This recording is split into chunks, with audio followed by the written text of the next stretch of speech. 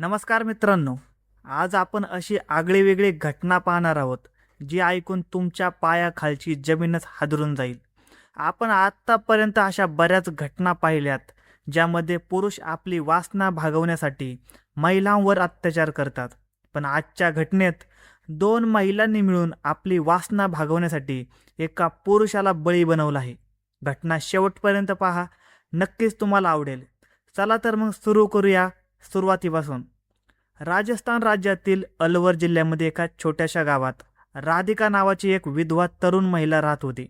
राधिका दिसायला अतिशय सुंदर, देखणी आणि तरुण होती. गावातील अनेक पुरुष तिच्याकडे आकर्षित नजरेने पाहायचे. सुमारे 5 वर्षांपूर्वी तिच्या सासू सासऱ्यांचं दीर्घ आजारामुळे निधन झालं होतं. त्यानंतर 2 वर्षांनी तिचा नवरा संदीप याचं देखील जास्त दारू प्यायल्यामुळे मृत्यू झाला. एका पाठोपाठ एक संकट आल्यामुळे राधिका पूर्णपणे एकटी पडली होती. तिने अनेकदा आपल्या आईवडिलांना दुसरे लग्न लावून देण्याची विनंती केली, पण त्यांच्या घरची आर्थिक परिस्थिती अत्यंत हलाखीची होती. त्यामुळे त्यांनी तिचे लग्न लावून दिले नाही. हे ऐकल्यानंतर राधिकाने मनाशी ठरवलं की आता तिला स्वतःच्या आयुष्याचा आधार स्वतःच बनवावा लागेल. उदरनिर्वाहासाठी तिने गावापासून 5 किलोमीटर अंतरावर असलेल्या एका कारखान्यामध्ये मजुरी करायला सुरुवात केली. दररोज सकाळी 8 वाजण्याच्या सुमारास ती कामावर जात असायची आणि रात्री 7:30 ते 8च्या दरम्यान ती घरी परत यायची. काही महिने असेच गेले, परंतु एकटीचे आयुष्य जगताना तिच्या मनात अनेक विचार येऊ लागले. अजून माझे संपूर्ण आयुष्य पुढे आहे. मी अजून तरुण आहे. माझ्या देखील काही इच्छा आकांक्षा आहेत. त्या कायम दाबून ठेवून कसं चालेल, असा विचार ती आता करू लागली होती. पण राधिकाचा स्वभाव देखील काहीसा स्वार्थी होता. पैशासाठी ती कोणत्याही थराला जाऊ शकत होती. गरिबीतून बाहेर पडण्यासाठी आणि स्वतःच्या स्वार्थासाठी ती लवकरच 3 मोठे निर्णय घेणार होती. त्या निर्णयाची कल्पना गावातील कोणालाच नव्हती. ज्या कारखान्यात राधिका काम करत होती, त्या कारखान्याचा मालक सुरेश चौधरी नावाचा एक श्रीमंत माणूस होता. सुरेशची एक मोठी कमजोर होती, ती म्हणजे सुंदर स्त्रिया. एखादी आकर्षक महिला त्याच्या नजरेस पडली की तिला आपल्या जाळ्यात ओढण्याचा तो प्रयत्न करत असायचा. काळ पुढे सरकत गेला आणि एक दिवस त्याची नजर राधिकावर पडली. पण राधिका देखील काही कमी नव्हती.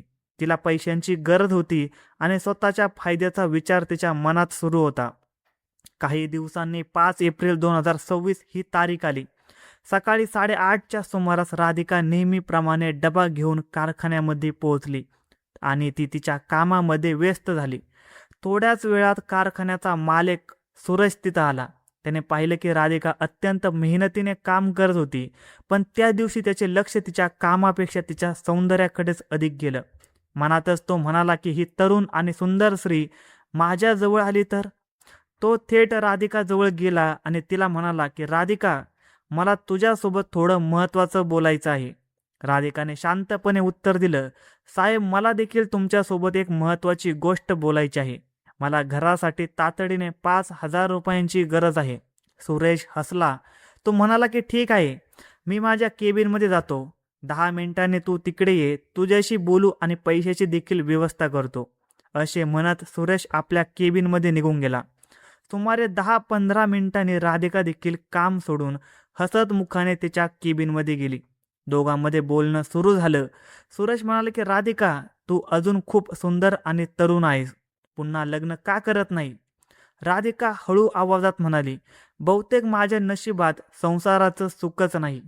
हे ऐकताच सुरेश म्हणाला की तुझी गरिबी मी एका क्षणात दूर करू शकतो, पण त्याच्या बदल्यात तू माझ्यासाठी काय करू शकतेस? हे ऐकताच राधिकाला त्याचा खरा हेतू समजला. ती थोडं हसली आणि म्हणाली की तुम्हाला खुश ठेवण्या इतपत मला नक्कीच जमेल. हे उत्तर ऐकता सुरेशच्या चेहऱ्यावर समाधान दिसू लागलं. तो म्हणाला, मग आज रात्री 10च्या सुमारास मी तुझ्या घरी येतो. राधिका देखील लगेच तयार झाली. या ना, मी घरी एकटीच असते. असे म्हणत तिने त्याच्याकडून 5,000 रुपये घेतले आणि पुन्हा ती आपल्या कामाला लागली. दिवसभराचे काम संपल्यानंतर रात्री 8:30च्या सुमारास राधिका आपल्या घरी परत आली. घरी आल्यावर तिने जेवण बनवलं. घरातील नेहमीचे कामे आटोपली आणि वेळ जसा पुढे सरकत गेला तशी ती रात्रीची वाट पाहू लागली. रात्री 9:30 वाजण्याच्या सुमारास तिने सुरेशला फोन केला. साहेब, रस्ता पूर्णपणे मोकळा आहे. माझ्या घरी या. यावेळी कोणी येत जात नाही. मी घरात एकटीच आहे, तुम्ही लवकर या. सुरेश हसतच म्हणाला, फक्त 15 मिनिटात मी मोटरसायकलवरून तुझ्या घरी पोहोचतो. फोन ठेवता सुरेश कारखान्यातून मोटरसायकल घेऊन थेट राधिकाच्या घराकडे निघाला. सुमारे 15 मिनिटातच तो तिच्या दाराजवळ पोहोचला. दारावर हलकीशी टकटक झाली. राधिकाने दार उघडलं. समोर सुरेश उभा होता. तो हसत हसत घरात शिरला तर राधिकाने शांतपणे मुख्य दरवाजा आतून बंद करून घेतला. चल आत बसून बोलूया, सुरेश तिला म्हणाला. राधिकाने त्याला थेट बेडरूममध्ये नेलं. त्या रात्रीनंतर दोघांमध्ये अनैतिक संबंध सुरू झाले. काही वेळानंतर दोघेही शांत झाले. सुरेश समाधानाने म्हणाला की राधिका, आज तू मला खूप आनंद दिला आहेस. आता मी दर 2-3 दिवसांनी तुझ्याकडे येत राहीन. तुला पैशाची कमतरता कधीच भासणार नाही. राधिका देखील मनोमन आनंदी झाली. तिला वाटलं की आता तिच्या आर्थिक अडचणी संपतील. पण सुरेशचा खरा स्वभाव तिला अजून माहीतच नव्हता. त्या रात्री जवळपास 12 वाजता सुरेश तिथून निघून गेला. त्याने त्या रात्री जवळपास 2 तास तिच्यासोबत घालवले होते. त्यानंतर काही दिवस सर्व काही सुरळीत सुरू राहिलं. सुरेश दर 2-3 दिवसांनी तिच्या घरी यायचा. प्रत्येक वेळी तो तिला काही पैसे द्यायचा आणि पुन्हा निघून जायचा. अशा प्रकारे जवळपास 15 दिवस गेले. या काळामध्ये त्यांच्यामध्ये अनेक वेळा अनैतिक संबंध झाले होते. मात्र जसा जसा वेळ पुढे गेला तसा तसा सुरेशचा राधिकामधला रस कमी होऊ लागला. आता राधिका त्याला फोन करायची, पण तो तिचे फोन उचलत नव्हता. तिला हळूहळू समजलं की सुरेशने तिचा फक्त स्वतःच्या स्वार्थासाठी वापर केला होता. इतकंच नव्हे तर काही दिवसांनी त्याने तिला कारखान्यातील नोकरीवरून देखील काढून टाकलं. नोकरी गेल्यामुळे राधिका पुन्हा बेरोजगार झाली. तिच्याकडे उत्पन्नाचा कोणताही मार्ग उरला नव्हता. पण ती हार मानणाऱ्यापैकी नव्हती. तिने पुन्हा एकदा स्वतःच्या फायद्यासाठी नवीन डाव आखायला सुरुवात केली. याच गावात तिच्या घराशेजारी गणेश नावाचा एक तरुण राहत होता. तो 12वीचा विद्यार्थी होता. गणेश आपल्या आईवडिलांचा एकुलता एक मुलगा होता. त्याचे कुटुंब श्रीमंत होते. त्याच्याकडे सुमारे 30 एकर शेती होती. भरपूर पैसा आणि गावामध्ये चांगला मान होता. गणेशला स्वतःपेक्षा मोठ्या वयाच्या महिलांबद्दल म्हणजेच आंटीबद्दल आकर्षण असल्याची गोष्ट राधिकाच्या लक्षात आली होती. तो अधूनमधून तिच्या घरी देखील येत असायचा. राधिकाने हाच त्याचा कमकुवतपणा ओळखला. तिने मनात ठरवलं की जर हा मुलगा माझ्या जाळ्यात अडकला तर माझी पैशाची समस्या ही कायमची सुटू शकते. काही दिवसांनी 10 मे 2026 ही तारीख उजाडली. सकाळी 8 वाजण्याच्या सुमारास गणेश घराबाहेर पडला आणि तो थेट राधिकाच्या घरी गेला. दारावर टकटक होताच राधिकाने दार उघडलं. गणेश घरात आला आणि तो बोलू लागला की काकू, आज आई बाबा दोघे शहरात गेले आहेत. घरी मी एकटाच आहे. हे ऐकताच राधिका हसली. ती म्हणाली, असं आहे का? मग मी तुझे घर पाहायला येते. गणेशने लगेच होकार दिला. दोघे मिळून त्याच्या घरी गेले. घरात प्रवेश करताच राधिकाने चारही बाजूंना नजर फिरवली. मोठे आलिशान घर, महागडे फर्निचर, सर्व सुखसोयी तिथे होत्या. हे सर्व पाहून तिच्या मनात पुन्हा पैशांचा विचार सुरू झाला. ती शांतपणे म्हणाली की गणेश, तुझ्याकडे कसलीच कमतरता नाही, पण माझी परिस्थिती मात्र खूप वाईट आहे. मला 10,000 रुपयांची गरज आहे. माझी मदत करू शकशील का? गणेश म्हणाला की काकू, माझ्याजवळ इतके पैसे नाहीत. राधिका त्याच्याकडे पाहत हसली आणि म्हणाली की तू माझ्यासाठी काय करू शकतोस आणि त्याच्या बदल्यात तुला जे हवं आहे ते मिळू शकतं. हे ऐकतात गणेशला तिचा इशारा समजला. त्याने क्षणाचाही विलंब न करता उत्तर दिलं, जर तसं असेल तर मी घरातून पैसे आणि दागिने देखील आणू शकतो. राधिकाच्या चेहऱ्यावर समाधानाचे हास्य उमटले. तिने त्याला त्या रात्री 10 वाजता पैसे आणि दागिने घेऊन आपल्या घरी यायला सांगितलं. गणेशने देखील तिचं म्हणणं मान्य केलं. दोघे वेगळे झाले आणि रात्रीची वाट पाहू लागले. राधिका गणेशच्या घरातून बाहेर पडली आणि आपल्या घरी परत आली. घरी आल्यावर ती बराच वेळ विचार करत बसली. दुसरीकडे गणेशच्या मनात देखील राधिकाचे शब्द सतत घोळत होते. रात्र होण्याची तो आतुरतेने वाट पाहत होता. दरम्यान राधिकाने आपल्या गावातील एका जमीनदाराशी संपर्क साधला. पैशाची गरज असल्याचे सांगत तिने आपले जुने घर देखील विकून टाकले. घराच्या बदल्यात मिळालेली रक्कम तिने स्वतःजवळ ठेवली. संपूर्ण दिवस असाच घाई गडबडीत निघून गेला. दुसरीकडे गणेशने संधी साधून स्वतःच्या घरातील कपाट उघडलं. त्याने घरातून रोख रक्कम आणि आईचे काही मौल्यवान दागिने चोरून एका सुरक्षित ठिकाणी लपवून ठेवलं. सायंकाळी त्याचे आई वडील घरी परत आले. घरातील चोरी झाल्याची कल्पना त्यांना अजिबात नव्हती. रात्री 9:30 ते 10च्या सुमारास घरातील सर्वजण गाढ झोपल्यानंतर गणेशने लपवून ठेवलेले पैसे आणि दागिने घेतले. हळूहळू घराबाहेर पडत तो थेट राधिकाच्या घरी पोहोचला. दारावर हलके टकटक झाले. राधिकाने दार उघडलं. गणेशच्या हातातील पैसे आणि दागिने पाहता तिच्या चेहऱ्यावर समाधानाचं हास्य उमटलं. तिने त्याला आतमध्ये घेतला आणि मुख्य दरवाजा आतून बंद करून घेतला. तू माझ्यासाठी खूप मोठं काम केलं आहेस, ती म्हणाली. आज मी तुला नाराज करणार नाही. गणेशने तिच्या बोलण्यावर विश्वास ठेवून घरात गेला होता. राधिकाने त्याचा हात धरला आणि त्याला आपल्या बेडरूममध्ये नेलं. त्या रात्री दोघांमध्ये अनैतिक संबंध झाले. काही वेळानंतर दोघेही शांत झाले. राधिका गंभीर आवाजात म्हणाली, गणेश, आज जे काही घडलं त्याची माहिती कोणाला कळता कामा नये आणि घरातून पैसे दागिने आणल्याचं देखील कोणाला सांगायचं नाही. गणेश म्हणाला, जर मी कोणाला सांगितलं तर सर्वात आधी मीच अडकेन, त्यामुळे ही गोष्ट फक्त माझ्यापाशीच राहील. रात्री 11:30 वाजण्याच्या सुमारास गणेश शांतपणे तिथून आपल्या घरी परतला होता. त्याने राधिका आंटीसोबत 2 तास घालवले होते, त्यामुळे तो खूप खुश होता. आणि आता राधिकाकडे देखील घर विकून मिळालेले पैसे, गणेशकडून आलेले रोकड आणि दागिने असे भरपूर धन जमा झालं होतं. त्यामुळे तिने एक मोठा निर्णय घेतला. त्याच रात्री तिने गाव कायमचं सोडलं. जवळच्या शहरात जाऊन तिने भाड्याची एक खोली घेतली आणि तिच्या नवीन आयुष्याची सुरुवात केली. काही दिवसांनी शहरात तिची ओळख मीनाक्षी नावाच्या एका महिलेसोबत झाली. मीनाक्षी देखील दिसायला आकर्षक होती, पण तिचा स्वभाव देखील राधिकासारखा स्वार्थी आणि पैशासाठी काहीही करण्यास तयार असणारा होता. दोघींची मैत्री ही दिवसेंदिवस घट्ट होत गेली. एक दिवस मीनाक्षी म्हणाली की, राधिका, आपण दोघी मिळून शहरात एक ब्युटी पार्लर सुरू करू. चांगला व्यवसाय झाला तर भरपूर पैसा मिळेल. राधिकाला देखील ही कल्पना चांगलीच आवडली. दोघींनी मिळून आपापले पैसे गुंतवले आणि शहरामध्ये एक छोटंसं ब्युटी पार्लर सुरू केलं. सुरुवातीला त्यांना मोठ्या अपेक्षा होत्या, मात्र 10-15 दिवस उलटून गेले तरी देखील फारसे ग्राहक येत नव्हते. उत्पन्न अत्यंत कमी होतं. एक दिवस मीनाक्षी म्हणाली की, असं चालणार नाही. फक्त पार्लरमधून आपला खर्च देखील निघत नाही. ग्राहकांना मसाजची सेवा दिली तर कमाई वाढेल.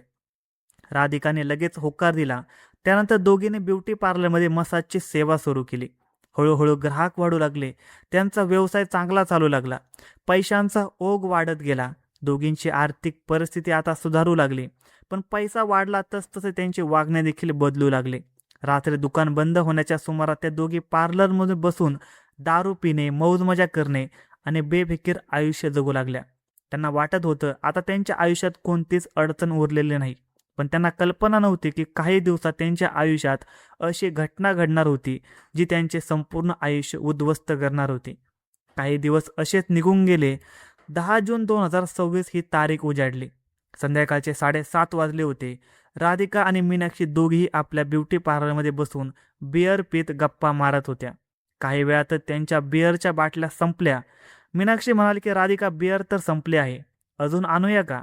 राधिका म्हणाली की, दारूचे दुकान इथून जवळपास 2 किलोमीटरवर आहे. एवढ्या लांब आपण कसं जायचं? मीनाक्षी हसत म्हणाली की, काळजी करू नकोस, बाहेर नेहमी ऑटो मिळतात. आपण ऑटोने जाऊ, बिअर घेऊ आणि लगेच परत येऊ. राधिकाने देखील होकार दिला. दोघींनी पार्लरला कुलूप लावलं आणि रस्त्याच्या कडेला उभ्या राहून रिक्षाची वाट पाहू लागल्या. 10 मिनिटांनी एक ऑटो रिक्षा त्यांच्या समोर येऊन थांबली. ऑटो चालवत होता प्रकाश नावाचा एक तरुण. प्रकाश हा अतिशय साधा, प्रामाणिक आणि कष्टाळू होता. दिवसभर ऑटो चालवून तो आपली बायको आणि मुलांचा उदरनिर्वाह करत होता. दोघींनी त्याची रिक्षा थांबवली. राधिकाची नजर ही प्रकाशकडे गेली. देखणा तरुण आणि सुदृढ शरीरयष्टी असलेला प्रकाश याला पाहताच तिच्या मनात पुन्हा स्वार्थी विचार सुरू झाले. ती मनातच म्हणाली की, आज याला देखील आपल्या जाळ्यात अडकवता आलं तर. मात्र या विचारांची कल्पना प्रकाशला अजिबात सुद्धा नव्हती. राधिका म्हणाली की, भाऊ, आम्हाला दारूच्या दुकानापर्यंत घेऊन चल, तिथून बिअर घेऊन पुन्हा इथे सोड. प्रकाश हसत म्हणाला की, नक्की मॅडम, बसा. दोघी जणी रिक्षामध्ये बसल्या. सुमारे 10 मिनिटात ऑटो दारूच्या दुकानजवळ पोहोचला. राधिकाने 4 बिअरच्या बाटल्या घेतल्या आणि पुन्हा ऑटोमध्ये येऊन बसली.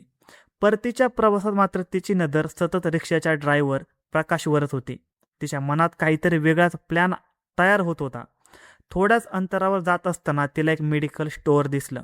ती म्हणाली की भाऊ जरा इथे ऑटो थांबव, मला औषध घ्यायचं आहे. प्रकाशने लगेच रिक्षा बाजूला घेतली. राधिका मेडिकलमध्ये गेली. तिने तिथे काही शक्तिवर्धक गोळ्या विकत घेतल्या. पैसे देऊन ती पुन्हा ऑटोमध्ये येऊन बसली.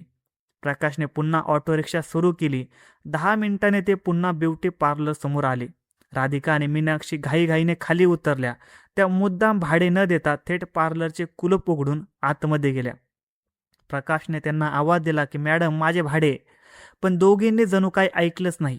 ते पाहून शेजारच्या दुकानातील प्रताप नावाच्या दुकानदाराने प्रकाशला सांगितलं, त्या आतमध्ये गेल्या आहेत, जा आत जाऊन तुझे पैसे घेऊन ये. प्रकाशने देखील तेच योग्य समजलं. तो शांतपणे पार्लरमध्ये शिरला, पण आत राधिका आणि मीनाक्षी त्याचीच वाट पाहत होत्या. राधिकाला खात्री होती की भाडं घेण्यासाठी तो नक्कीच आतमध्ये येईल. प्रकाश आत येताच राधिकाने मुख्य दरवाजा आतून बंद करून घेतला. प्रकाश काही समजून घेण्याआधीच वातावरण पूर्ण बदललं होतं. त्याच्या चेहऱ्यावर भीती स्पष्ट दिसू लागली आणि त्या रात्री एका भयानक घटनेची सुरुवात झाली. प्रकाशने पार्लरमध्ये प्रवेश करताच राधिकाने शांतपणे मुख्य दरवाजा आतून बंद केला. प्रकाशला काहीतरी विचित्र असल्याची जाणीव झाली. तो घाबरत म्हणाला की मॅडम मला फक्त ऑटोचं भाडं द्या, पैसे द्या, मी इथून निघतो. राधिका आणि मीनाक्षी एकमेकांकडे पाहून हसू लागल्या. राधिका त्याच्यासमोर येत म्हणाली की इतक्या घाईत कशाला, आधी थोडा वेळ आमच्यासोबत तर बस. प्रकाशने नम्रपणे त्या दोघींना नकार दिला. नाही नाही मॅडम, माझी बायको आणि मुले घरी वाट पाहत असतील, मला जाऊ द्या. मात्र दोघीही त्याचा मार्ग अडवून उभ्या राहिल्या होत्या. राधिका कठोर आवाजात म्हणाली, जर तू आमचं ऐकलं नाहीस तर मी आत्ताच आरडाओरडा करेन, माझे कपडे फाडून तुझ्यावर गैरवर्तनाचा आरोप करेन. लोक जमतील, पोलीस येतील आणि तू थेट तुरुंगात जाशील. हे ऐकताच प्रकाशच्या पायाखालची जमीन सरकली. तो एक साधा आणि प्रामाणिक माणूस होता. खोट्या आरोपाची भीती त्याच्या चेहऱ्यावर स्पष्ट दिसत होती. तो हात जोडून म्हणाला की माझ्यावर असा अन्याय करू नका, तुम्ही सांगाल तसे करतो, फक्त मला नंतर घरी जाऊ द्या. राधिका म्हणाली की घाबरू नकोस, आम्ही तुला काहीही करणार नाही. त्याच्या मनात भीती असली तरी दुसरा कोणताही मार्ग त्याच्यासमोर नव्हता. काही वेळाने प्रकाशची तब्येत थकलेली दिसू लागली, कारण त्या दोघींनी त्याला जबरदस्ती केली होती आणि त्या एका पाठोपाठ एक त्याच्यासोबत वेळ घालवत होत्या. राधिका त्याला म्हणाली की मी मेडिकलमधून काही गोळ्या आणल्या आहेत, त्या गोळ्या खा, तुला आता थकल्यासारखं वाटतंय, ह्या गोळ्या खाल्ल्यावर तुला अधिक बरं वाटेल. पण प्रकाशने त्या गोळ्या घ्यायला स्पष्ट नकार दिला. मला कोणतेही औषध नकोत. मात्र राधिका आणि मीनाक्षी दोघींनी त्याच्यावर दबाव आणला. शेवटी त्याने पाण्यात 2 गोळ्या मिसळून त्याला प्यायला भाग पाडलं. काही मिनिटांनंतर प्रकाशची तब्येत अधिकच बिघडू लागली. त्याचा श्वास वेगाने चालू लागला. चेहऱ्यावर अस्वस्थता स्पष्ट दिसू लागली. तरीही दोघींनी त्याची अवस्था गांभीर्याने घेतली नाही. त्या स्वतः मात्र बिअर पेत बसल्या होत्या. मीनाक्षी म्हणाली की याच्यावर अजून परिणाम झाला नाही. राधिका म्हणाली की माझ्याकडे अजून 4 गोळ्या आहेत. तिने पुन्हा एका ग्लासात पाणी घेतलं आणि त्यात उरलेल्या गोळ्या मिसळल्या. प्रकाशने पुन्हा नकार दिला. कृपया मला काही देऊ नका, माझी तब्येत ठीक नाही. पण त्याचं कोणीही ऐकून घेतलं नाही. काही वेळानंतर त्याची प्रकृती ही झपाट्याने खालावू लागली. त्याचे हृदय जोरजोरात धडधडू लागलं. श्वास घ्यायला त्याला प्रचंड त्रास होऊ लागला. तो घाबरून हात जोडत म्हणाला की मला घरी जाऊ द्या, माझी बायको, माझी मुले माझी वाट पाहत आहेत, कृपया मला सोडा. पण राधिका आणि मीनाक्षी नशेत असल्यामुळे त्यांच्या विनंतीकडे दुर्लक्ष त्या करतच राहिला. प्रकाशची अवस्था आणखीन गंभीर होत गेली. शेवटी त्याने उरलेली सर्व शक्ती एकवटली. त्याने दोघींना बाजूला ढकललं. धावत जाऊन पार्लरचा दरवाजा उघडला आणि तो बाहेर रस्त्यावर आला. मोठ्याने मदतीसाठी तो ओरडू लागला, मला वाचवा, कृपया मला वाचवा. त्याचा आवाज ऐकून शेजारचा दुकानदार प्रताप आणि इतर काही लोक त्याच्याकडे धावत आले. प्रकाशची अवस्था पाहून सर्वजण हादरून गेले. त्याचा श्वास हा वेगाने चालू होता. तो थरथर कापत होता आणि सतत एकच वाक्य बोलत होता, मला त्या दोघींपासून वाचवा.